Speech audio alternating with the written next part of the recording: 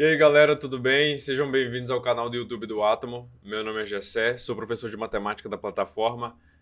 É inscrito? Se não é inscrito, se inscreve aí, deixa o like, compartilha o vídeo com quem você quiser, compartilha com seus amigos que vão fazer o Cefet, porque eu estou aqui para corrigir com vocês algumas questões do Cefet de 2024, tá? Super atualizado. Nós vamos fazer algumas discussões aqui sobre os temas das questões e eu espero que seja útil para vocês, tá bom? Então, vem comigo.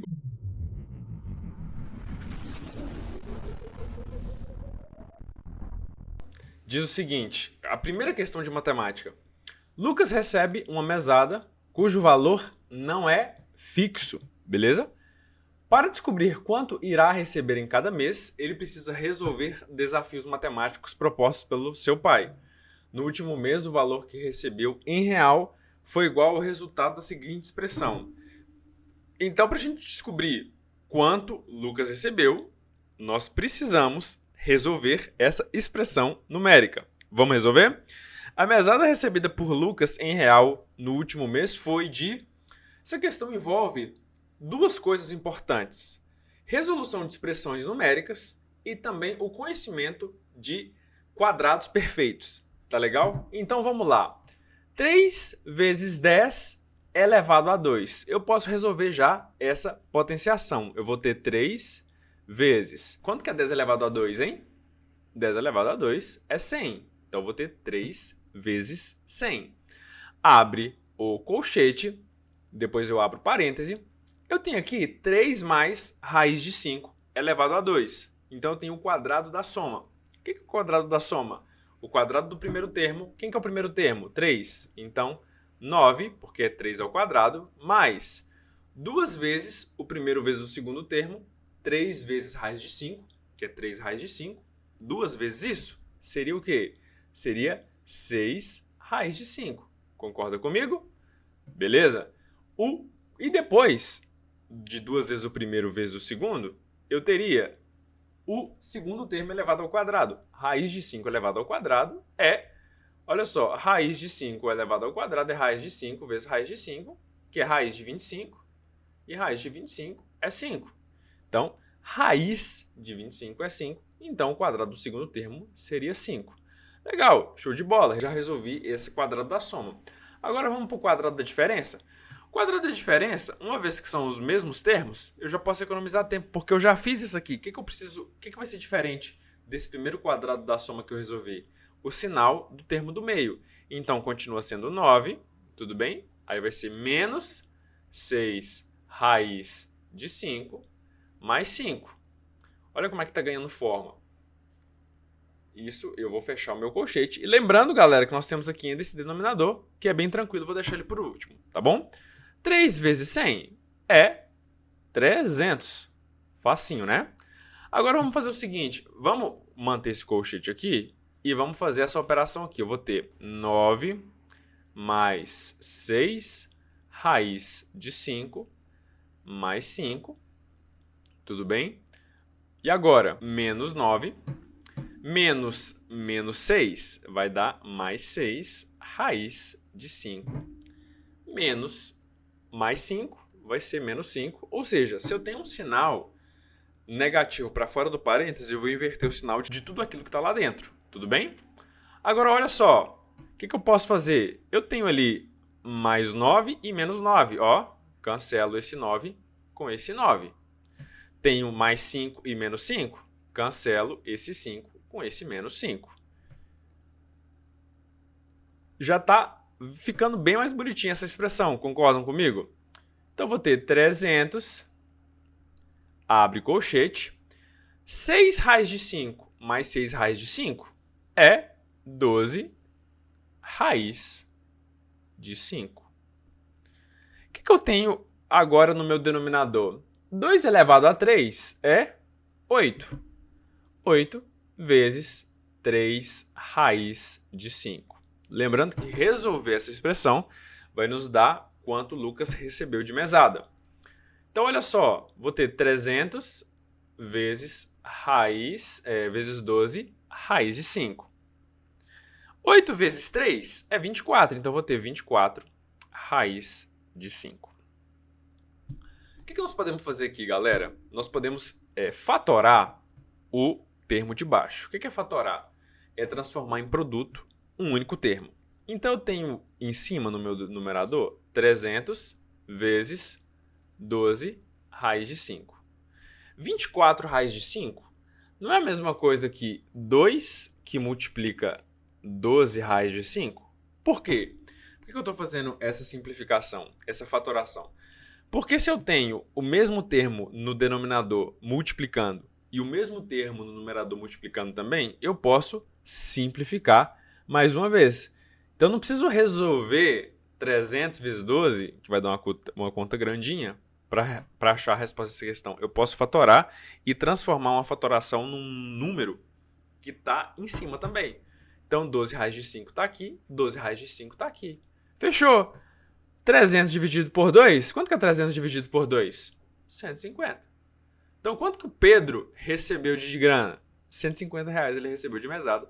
Isso a gente faz resolvendo essa expressão numérica. Tudo bem? Ótimo! Vamos para a segunda questão de 2024? Questão interessantíssima, que também trabalha a ideia de soma de quadrado de dois termos. Repara, isso já apareceu, já é a segunda vez que isso está aparecendo. É uma coisa que caiu muito no Cefet de 2024. Vamos lá? Simplificando essa expressão, é correto afirmar que o valor de m é igual a... Então vamos lá. Vamos pensar o seguinte, eu tenho 2 elevado a 16 menos 2 elevado a 14. Quadrado da diferença, olha só. Vamos resolver esse quadrado aqui, depois a gente vai mexendo de baixo. Então eu vou ter o quadrado do primeiro termo, 2 elevado a 16 elevado ao quadrado, menos 2 vezes o primeiro termo, 2 elevado a 16, vezes o segundo termo, 2 elevado a 14, vezes o quadrado mais o quadrado do segundo termo, 2 elevado a 14. Eu tenho aqui uma potência de potência.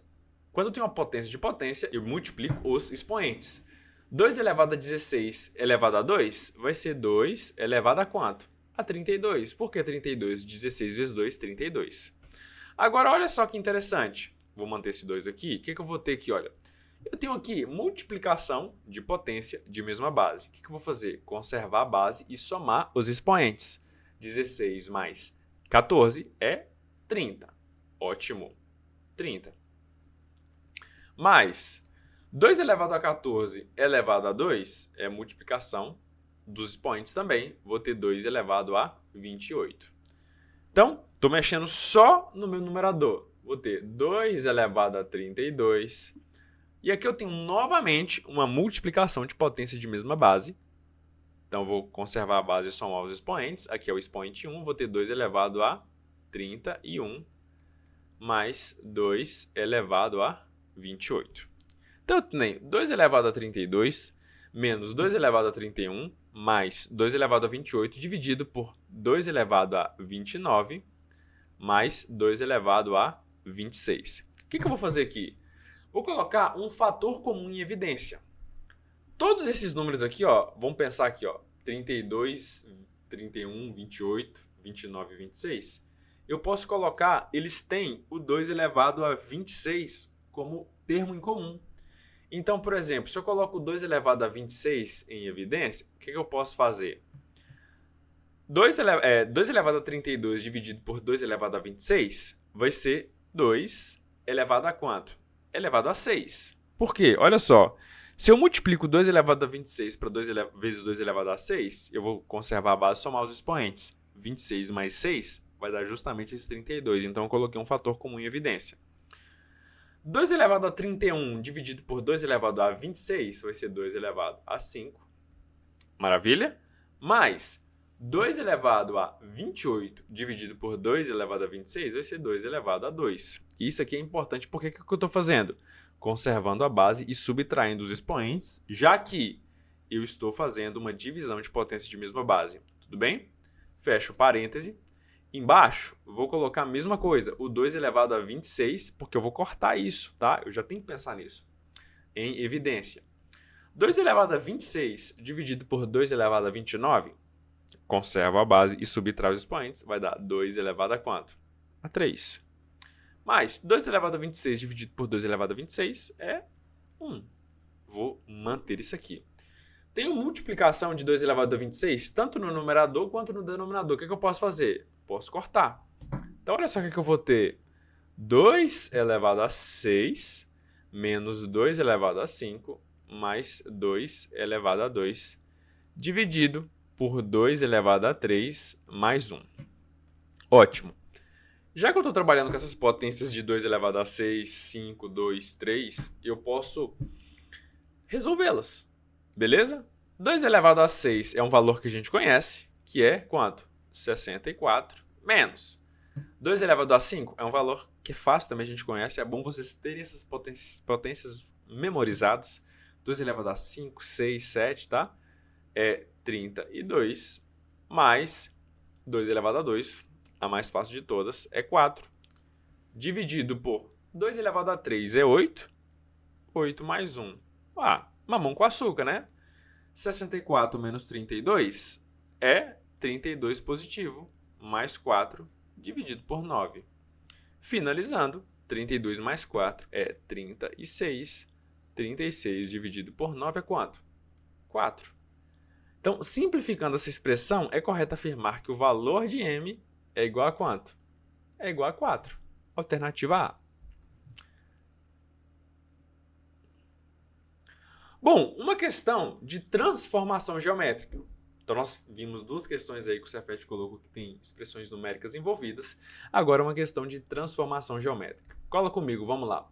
A figura representada na malha quadriculada foi disponibilizada em uma aula de matemática juntamente com a indicação das transformações 1, 2 e 3. O professor indicou que essas transformações deveriam ser realizadas nessa ordem em tal figura. Então, eu vou pegar aqui essa figura A, beleza? Vou fazer uma transformação 1, que é uma rotação de 90 graus no sentido anti-horário em relação ao ponto A. A transformação 2, eu vou fazer uma reflexão em relação ao eixo Y. E a transformação 3, eu vou fazer uma translação de uma unidade para baixo.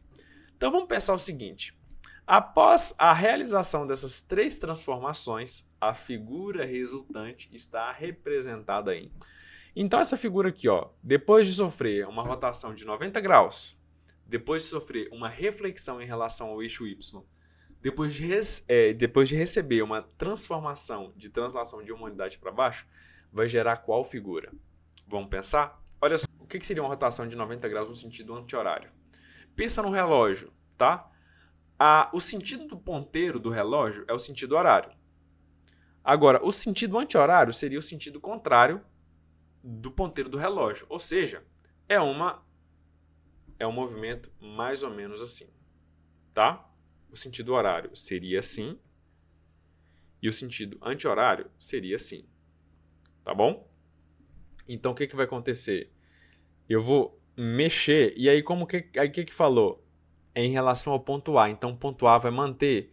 E essa figura vai sofrer uma mudança mais ou menos assim. Então, ela vai ficar, ó, depois dessa primeira transformação, ela vai ficar mais ou menos assim, ó. Não vou desenhar muito bem os quadradinhos, porque ela... desenhar esses quadradinhos à mão livre é mais difícil. Mas ela ficou assim, porque ela sofreu uma transformação do sentido anti-horário de 90 graus. 90 graus é 1/4 da circunferência. Então ficou mais ou menos assim, tá bom? Bom, o que aconteceu agora? Ela sofreu uma reflexão em relação ao eixo Y. O que é reflexão, pessoal?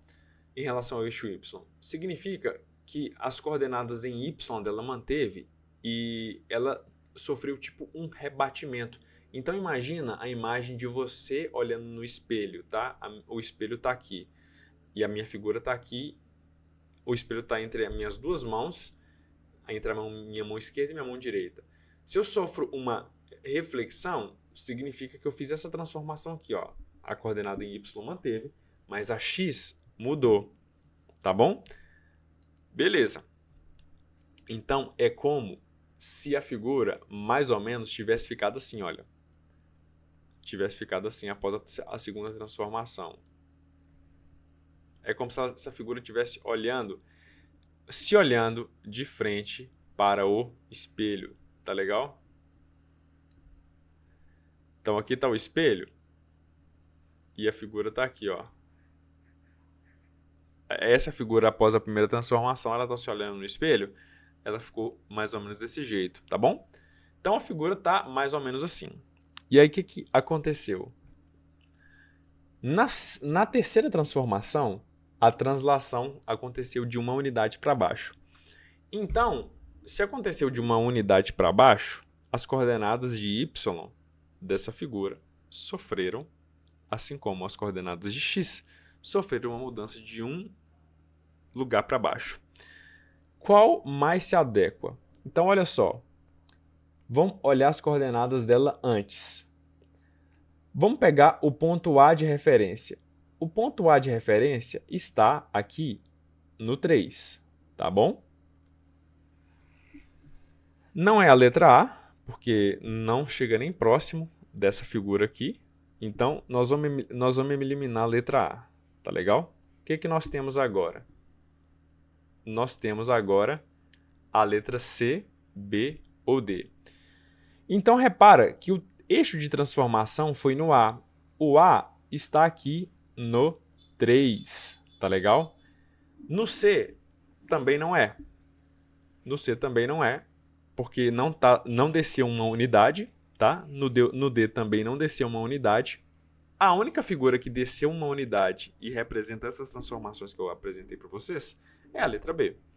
Questão aí que exerce e que ela instiga um pouco a imaginação, tá bom? Bom, vamos lá para a quarta questão de matemática do nosso vídeo de hoje. Uma questão muito interessante. E se eu pudesse escolher um tema para definir essa questão, eu diria plano cartesiano. Ou é uma questão de função, tá legal? Bom, um pulmão artificial é usado para estimular a respiração humana. Ele reproduz ciclos constantes de inspiração, entrada de ar até a capacidade máxima do pulmão e expiração, saída do ar até que reste no pulmão uma quantidade mínima de ar. O gráfico mostra a quantidade de ar dentro desse pulmão em função do tempo durante alguns desses ciclos. Sobre os pontos assinalados no gráfico a seguir, é correto afirmar que... Então aqui está o pulmão, ele está enchendo de ar. Vamos fazer isso aqui, ó. Ele chega na capacidade máxima de inspiração e desce. Vai expirando. E volta de novo. Vai inspirando. Então, consegue perceber a dinâmica da respiração associada a esse gráfico? Então, olha só. Sobre os pontos assinalados no gráfico, é correto afirmar aqui. Vamos começar da letra D. O ponto D, onde está o ponto D aqui? Ó, indica um instante em que o pulmão está mudando de inspiração para expiração. Tá certo ou errado? Responde para mim. Tá errado. O instante em que o pulmão muda de inspiração para expiração, ou vice-versa, é justamente nesses pontos que nós chamamos de pontos máximos da parábola, ou dessa onda. Tudo bem? É no ponto máximo da onda. Então a letra D está incorreta. O ponto C aponta quando o ar no pulmão ocupa pela única vez sua quantidade máxima. Bom, isso seria verdade se o gráfico fosse assim, ó. Sabe, se o gráfico não tivesse continuidade, essa seria verdadeira. Mas olha, existem, como o próprio exercício falou, ciclos. Então o pulmão ele se enche de ar mais de uma vez. E aí, o que torna essa alternativa incorreta? Única. Porque são ciclos, né? Vocês vão estudar depois isso lá na frente. Isso aqui é uma função periódica, tá bom? A periodicidade de uma função, ela tem padrões de repetição. Então a letra C também está incorreta. O ponto B está relacionado a um momento em que não há mais ar no interior dos pulmões, do pulmão. Então, olha só, gente, essa questão, essa alternativa é capciosa. Porque se olha aqui, ó, opa, inspirou, tá no mínimo. Mas essa questão está errada por duas coisas. Na expiração máxima, fala que existe uma quantidade mínima de ar ainda nos pulmões. Existe uma quantidade mínima de ar. Então, existe ainda um restante de ar.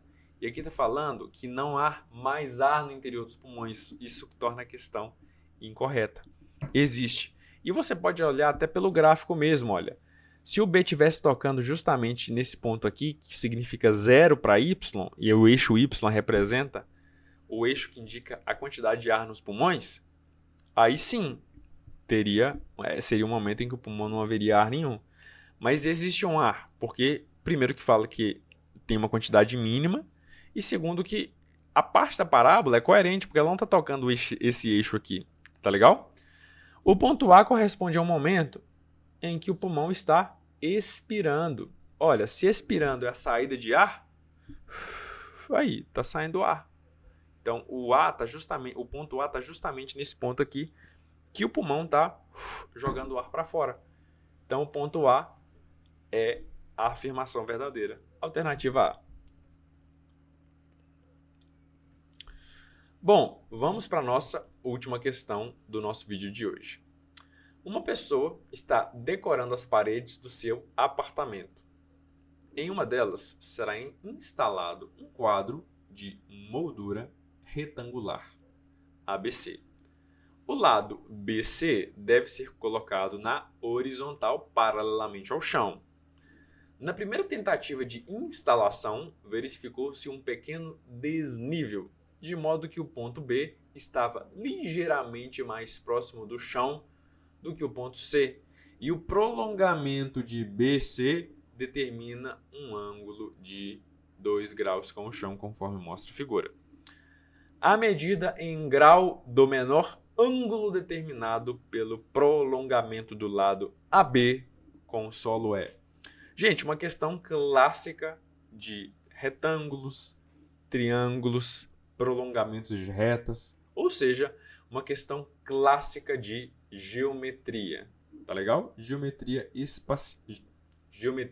plana. Então vamos lá. Então o quadro ficou desnivelado, tá? E aí eu tenho um ângulo de 2 graus aqui, beleza? Bom, a medida em grau do menor ângulo determinado pelo prolongamento do lado AB, então o que nós vamos fazer? Nós vamos fazer um prolongamento do lado AB. Então, eu vou ter aqui, ó, eu vou prolongar esse lado AB. Beleza. Então, olha só, eu tenho o lado AB aqui. Aqui eu tenho o desnivelamento, né? Aqui é o lado C. Aqui eu tenho a formação de um ângulo de 2 graus. Pouquíssimo, né? 2 graus, meu ângulo. Se eu prolonguei aqui, ó, vamos ver o que vai acontecer. Se eu prolonguei dessa forma, eu vou ter primeiro a formação de um ângulo de 90 graus. Beleza?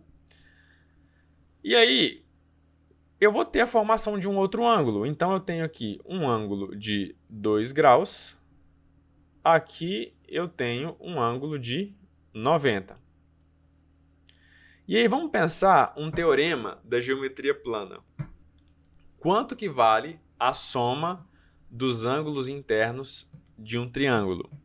E em qualquer triângulo, independentemente se ele seja isósceles, escaleno ou retângulo, qualquer triângulo tem a soma dos ângulos internos igual a 180.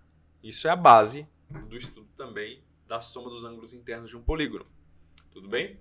Então, se eu tenho aqui, olha, eu já tenho 2 mais 90, que vale esse ângulo. Vou ter x. Eu sei que isso tudo aqui tem que dar 180. 90 mais 2, 92 mais x. Qual número somado com x dá 180? Vou ter 180 menos 92. X é igual a quanto? Quanto que é 180 menos 92? É 88. Então eu já conheço os meus três ângulos. Um tem 90 graus, é um ângulo reto, e o outro tem 88. A medida em grau do menor ângulo determinado pelo prolongamento do lado AB com o solo é... Qual que é o menor ângulo que foi formado aqui? Foi formado um ângulo de 88 graus. Alternativa B. Então, olha só, nessas primeiras 5 questões do Cefet, nós vimos 2 questões de expressões algébricas que trabalham propriedades de potenciação, trabalham propriedades de soma de quadrados, tá bom? Quadrado da soma, quadrado da diferença. Nós vimos também uma questão de transformação geométrica, beleza? Translação, reflexão. Nós vimos também uma questão de função, uma questão de interpretação de gráficos em um plano cartesiano. E agora nós vimos uma questão de geometria plana, que envolve áreas, que envolve, na verdade, soma dos ângulos internos de um triângulo. Esses 3 temas, galera do YouTube que nos assiste, já serve para você nortear os seus estudos para o Cefet de 2025. Beleza? Bom, se você gostou desse vídeo, deixa o seu like, deixa o seu gostei. Isso ajuda muito na divulgação e no YouTube entender que esse vídeo é relevante. Se você conhece um amigo ou uma amiga que está estudando para o Cefet MG, manda esse vídeo para ela. Vídeos de correção, corrigir, fazer questões de prova é uma excelente forma de se preparar para o concurso, para a prova que irá vir. Se inscreva no canal e acompanhe os outros vídeos. Siga a página do Atomo EAD no Instagram, @AtomoEAD. Siga lá, tem vários videozinhos legais também que vão te ajudar com dicas e tudo mais. E por fim, se você quer estudar com a gente, se você quer estudar comigo, assistir outras videoaulas, me assistir explicando, às vezes, não entendi o que você está falando aqui, existem aulas na plataforma que eu explico tudo isso que eu falei aqui de geometria, explico as matérias que caem, faço uma aula mesmo, tem uma série de vídeos falando sobre isso. Então visite o nosso site atomoead.com.br. Um abraço.